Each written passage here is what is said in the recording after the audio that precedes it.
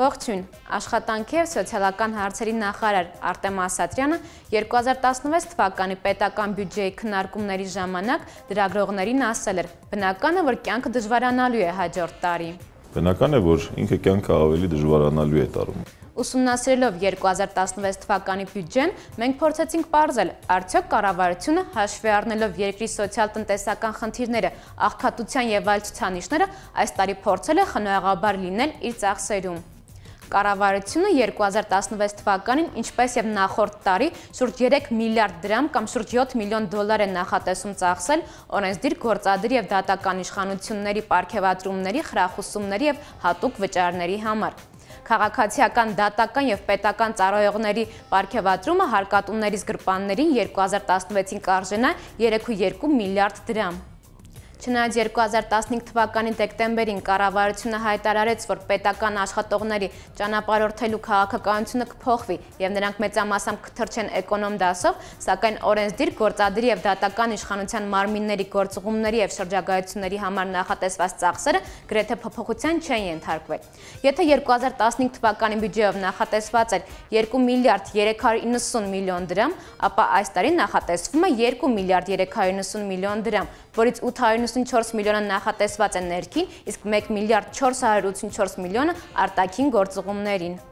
Կյանքը դժվարանում է, սակայն Հայաստանի հարկատուների գրպանից գումարներ է նախատեսվում ուղղել նաև մեր օդանավականներում ռուսական զորամիավորումների օդանավերի սպասարկման եւ մատուցվող ծառայությունների ծախսերի փոխհատուցման համար։ Այս տարի, ինչպես 2015-ին, նախատեսվում է այդ նպատակով բյուջեից 100 միլիոն դրամ տրամադրել։ Իսկ ռուսական կառավարմամբ Հարավկովկասյան երկաթուղի ընկերության ուղևորափոխադրումներից ստացված վնասի դիմաց այս տարի քո գրպանից նախատեսվում է ծախսել շուրջ 350 միլիոն դրամ։ Պետական մարմինները նախատեսում են միլիոնավոր դրամներ ծախսել Հայաստանի լավագույն մարզական ընտանիքին գտնելու համար։ Այս անունը ստացած մրցույթի անցկացման համար այս տարի պետական բյուջեով նախատեսվում է ծախսել 120 միլիոն դրամ կամ շուրջ 250,000 դոլար։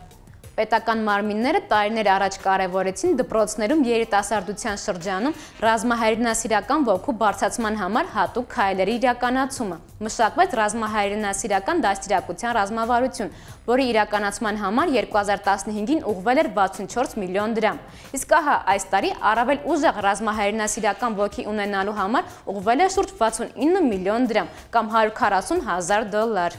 Պետությունը շարունակում է միլիարդավոր գումարներ ծախսել կուտակային կենսաթոշակային համակարգի ներդրման համար, որը 2017-ից պարտադիր է դառնալու բոլորի համար։ Հանրության կողմից բացասաբար ընդունված համակարգի ներդրման համար 2016-ին նախատեսվում է ծախսել շուրջ 27 միլիարդ դրամ։